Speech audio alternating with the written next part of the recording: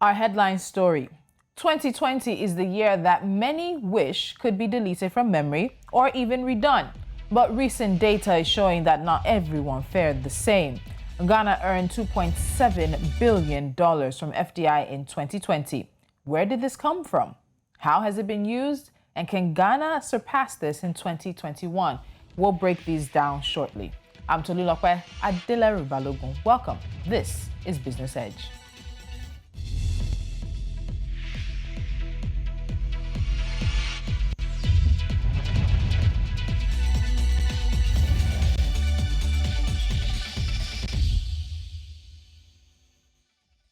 Now, the United Nations Conference on Trade and Investment's Global Investment Trends Monitor reports that global investment or foreign direct investment, FDI, collapsed in 2020.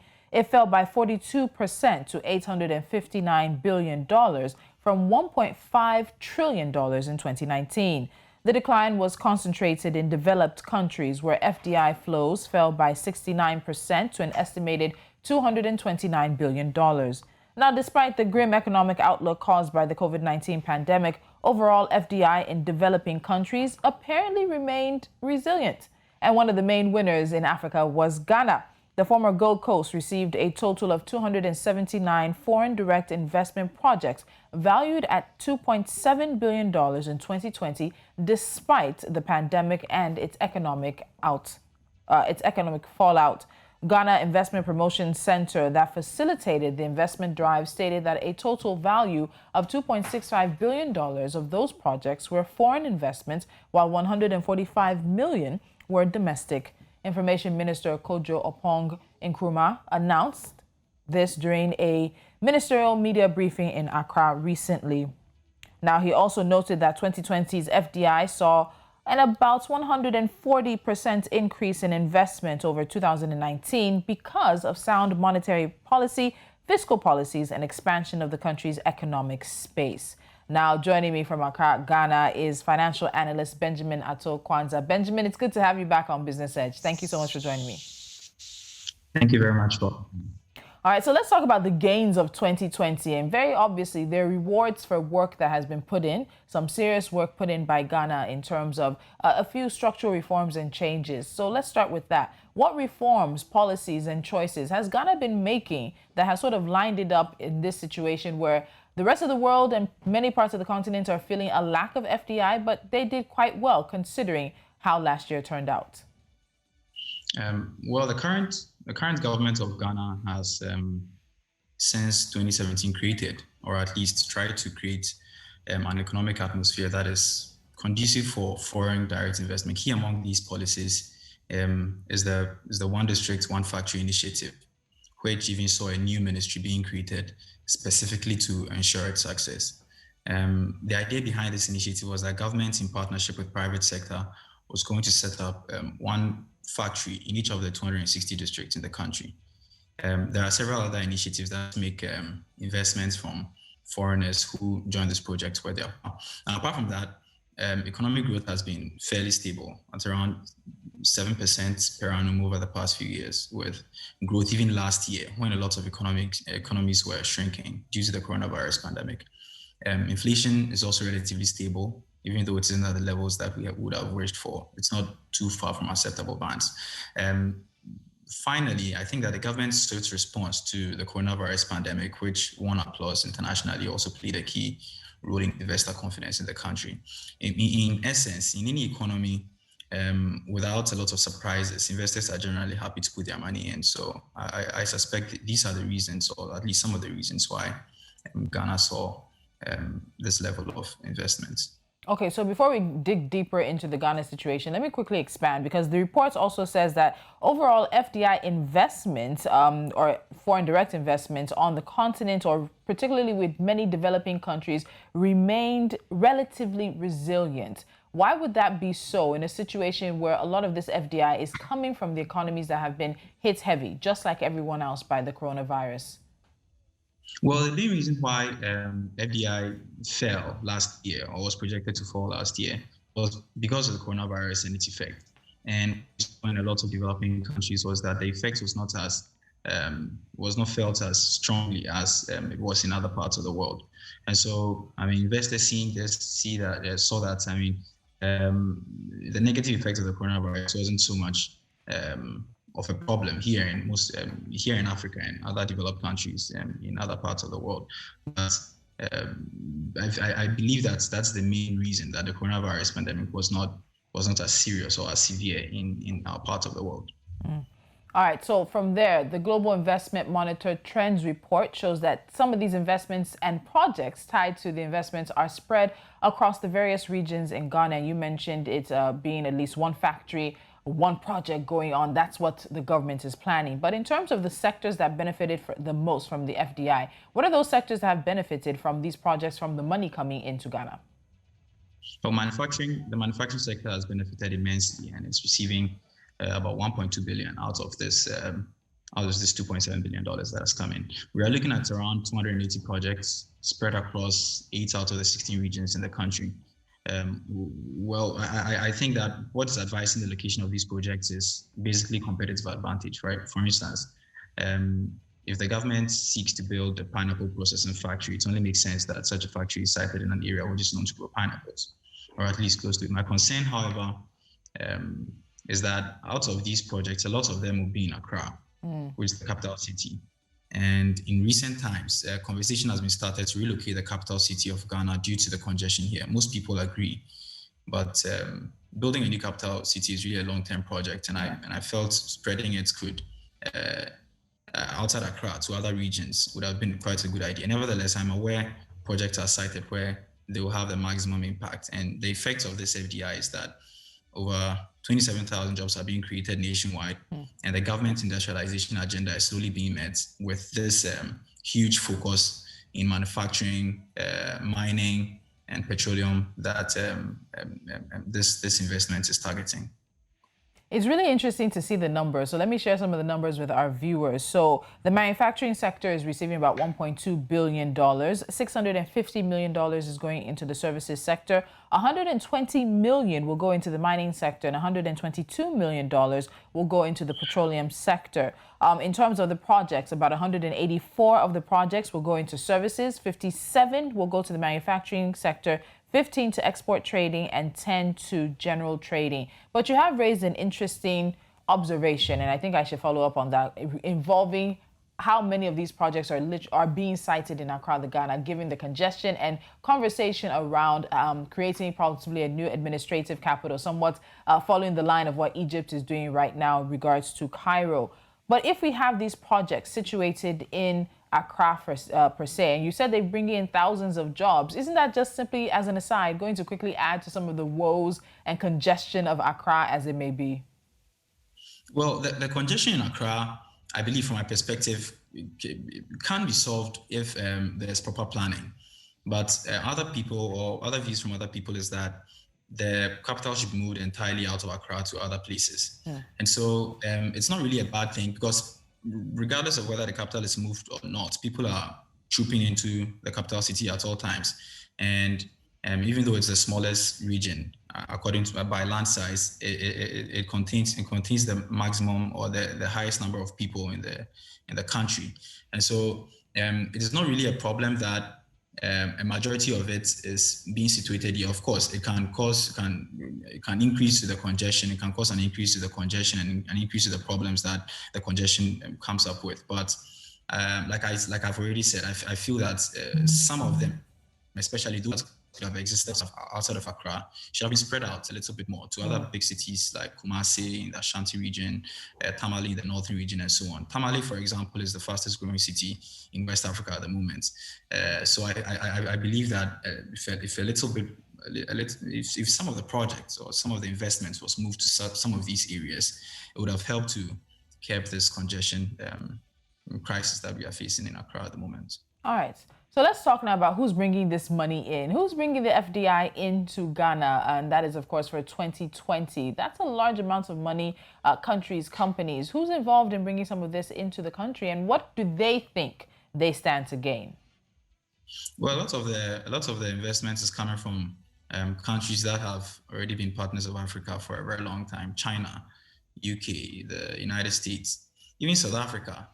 So what they stand to gain, of course, is what every business person stands to gain when they put in any investments, if they are going to get favorable returns.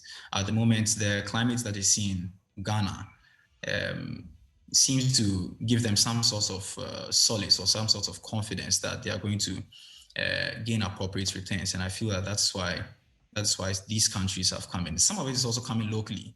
And I think that the local people have also seen that, well, if there's a lot to gain here, then of course you might as well try and gain a little bit of a benefit. So a little bit of it is coming in locally, but most of it is coming from partners that we have already had, like China and the other countries I've mentioned. So it's interesting you talk about local investment, because that was my next question in regards to this. It's not just been investment that's coming from abroad. Direct and domestic investment in Ghana last year was 145 million. Of course, the pandemic probably kept it down to what it could have been. So let's go deeper into that. What has Ghana done to be able to get the private sector on board with this investment drive? Well, it's government hasn't done anything really different, because what the foreign investors or what foreign investors see is what the local guys also see. And look, money is money. Wherever it comes from doesn't really matter so long as it is clean. I believe that this private sector involvement in direct investments in the country is going to be quite sustainable so long as the economy continues to grow at the pace that it is at the moment, and the environment is right for business. At the moment, the government of the country, the government of the country is doing everything it can to make investments worth the while of investors. And so whether it is foreign, whether it is local, it doesn't really matter so far as it is money that's coming in to help the country grow. All right, Benjamin, we'll take a break here. When we come back, we'll look at the agency, I guess we would say, that is sort of really pushing this and working hard on this, and that's the Ghana Investment Promotion Center. And it seems they've done many things right. What can other African countries learn from them, especially as we saw the results of FDI in a pandemic year? That part of the conversation will continue after this. Do stay with us.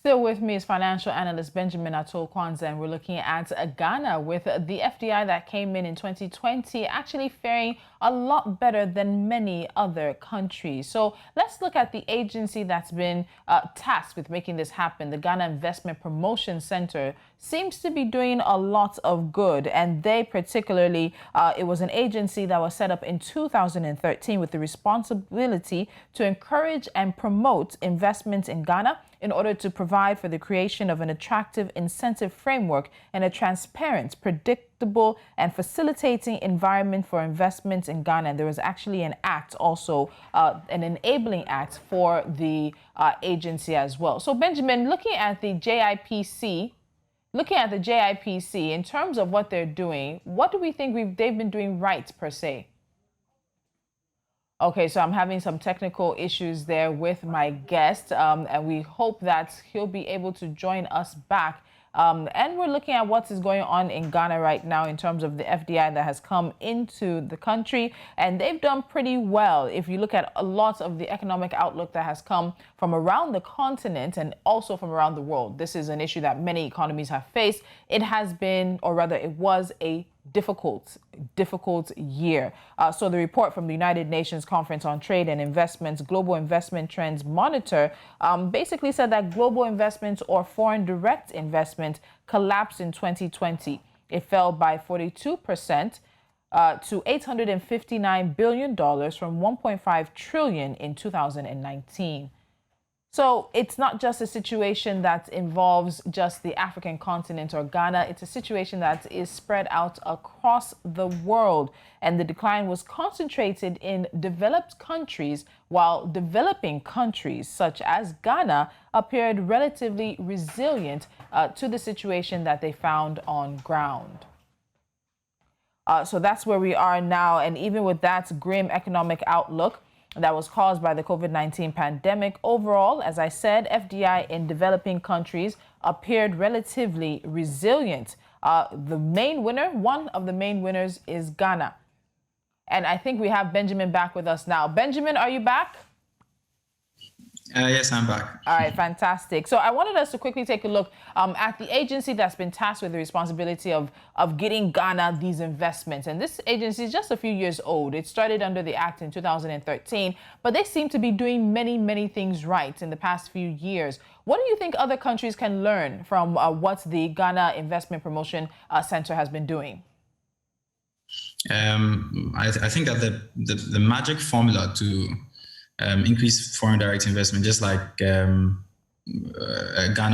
has done, or what the Ghana Investment Promotion Center has been able to do to help this, is pretty much good governance.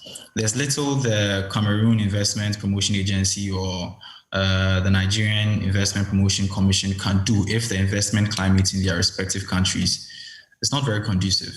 Economic stability and economic growth, together with a government that shows willingness to encourage investment, is what African countries should be aiming to achieve. And that's what I started with by seeing that the government has introduced certain policies that make it worth the while of investors to bring in their money and and then make their investments. And when these indicators, the economic indicators, begin to look good, investors will see this. They're always looking for opportunities, especially in Africa.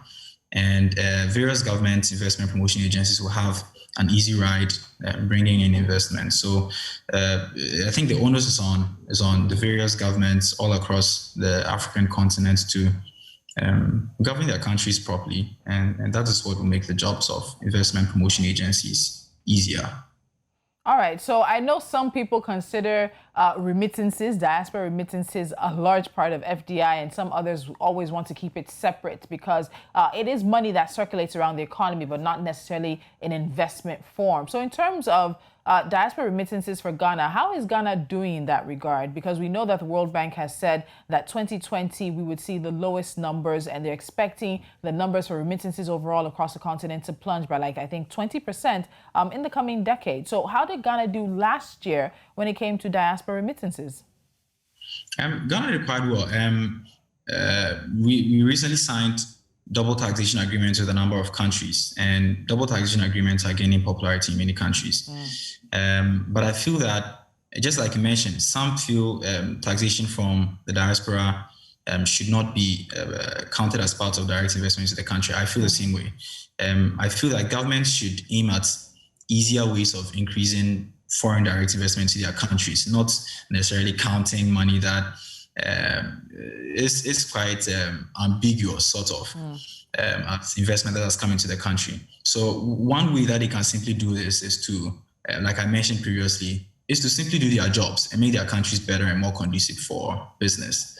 Like I mentioned some time ago, business people or investors like to go where they know they'll make favorable returns on their investments. And the responsibility lies on our leaders to make sure that this environment is created. And that is what Ghana is doing at the moment. We did quite well in bringing in quite a number of revenue from taxation from our citizens in the diaspora.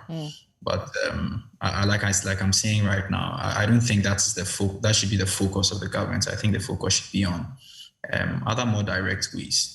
Okay, we're going to have to pick up this conversation on double taxation. I know South Africa recently sort of had a conversation around being able to tax South Africans outside of the country. And you've said that Ghana has signed some agreements in regards to that. It'll be interesting to follow that rabbit hole. But right now, the focus, of course, is on how Ghana has fared with FDI in 2020. Let me give you a few numbers as we start wrapping up, and these are coming from the African Development Bank. So they've said that the COVID-19 pandemic significantly curtailed Ghana's economic growth momentum. So we see that there has been a momentum. Real GDP growth was estimated to decelerate from 6.5% in 2019 to 1.7% in 2020 due to the slump in oil prices and weakened global economic activity. Nonetheless, growth in Ghana is expected to be sustained by a budding recovery in construction and manufacturing sectors, combined with favorable gold and cocoa prices. And let me add to that as we wrap up, Ghana's ability to push economic growth to its pre-crisis level is also expected to be constrained by fiscal and debt risk. The country is only expected to return to fiscal responsibility budget deficit threshold of 5% of the GDP in 2024. And the economic outlook is good in the short to medium term, contingent on an increase in demand for Ghana's exports, improved business confidence, and successful implementation of the Ghana COVID-19 Alleviation and Revitalization of Enterprises Support Program. So you see what the African Development Bank is saying. They're also expecting growth to increase to 4% in 2021 and 4.1% in 2022 as well. Do you support these projections for Ghana in the coming few months to the end of the year and, of course, into 2022 rather? With the behavior of the current government, I mean, despite all the positives in creating an environment that is conducive for business, it is sad to admit that the government keeps borrowing and borrowing to finance its development. And like I've also said previously, debt isn't really a bad thing, but it depends largely on its usage. When you're in a situation where about 50% of all revenues accruing to the state for the whole year goes into interest payments on debts that the country has taken, then it means that we need to rethink our strategies. So I am more inclined to support the projections by the African Development Bank, but it all depends on how the government rethinks its strategy, especially as the current president is in his second and final term in office. Yeah. It is likely that they are going to. I mean, he's no longer seeking re-election, so it's likely he's going to be a little harder on decisions that are going to benefit the country more long-term than simply staying in power, doing things that will make the citizens happy to make him retain his power. All right, we'll see how that plays out, because these are projections, of course, and of course, for many economies across the continent, around the world, they're also dependent on making sure that there's not a second lockdown, a second very serious or third lockdown in some regards for some of these economies as well. Thank you so much, Benjamin Ato Quansah, for joining me from Accra, Ghana. We'll see you again soon. Thank you very much, Tolu. All right. And before we wrap things up, let's give you a few stories we're keeping our eyes on. And that is, of course, with NC4 to watch. Now, Kenyans working abroad have sent home a record amount of remittances in the first quarter of 2021. According to data from the Central Bank of Kenya, foreign remittances in the first 3 months of this year amounted to $829 million, the highest amount sent in any quarter. The funds were 17% higher than the remittances in the first quarter of 2020. And just going north from the east, Morocco's economic recovery is outperforming nations across Africa and Latin America, according to new data from Bloomberg. The financial data company on Wednesday released the Bloomberg Economics Rating, which evaluates the economic recovery of 75 emerging market economies. East Asia and GCC nations all performed well in ensuring a successful economic recovery after a year marked by lockdowns and other restrictive measures that impacted domestic economies. The Labour Courts in South Africa has suspended a strike by the South African Municipal Workers Union at Rand Water, pending talks with the Commission for Conciliation, Mediation and Arbitration. The utility had applied to interdict the strike by the union at the Glanvista office south of Johannesburg. Workers were demanding, among other things, incentive bonuses. And finally, the World Bank has said businesses in Nigeria lose about $29 billion annually as a result of the country's unreliable electricity. It also observed that Nigeria had the largest number of people without access to electricity in the world, as every 1 in 10 people without access to electricity now reside in Nigeria. The bank's positions were contained in the Power Sector Recovery Program fact sheet, which was presented during the World Bank Virtual Dialogue with Energy Reporters. That's it on this edition of Business Edge. Thank you so much for joining us. Follow us on social media. We are at News Central TV. There's a website, there's YouTube, and there's a mobile app so that we can be with you wherever you go. Till next time, I'm Tolulope Adeleru-Balogun.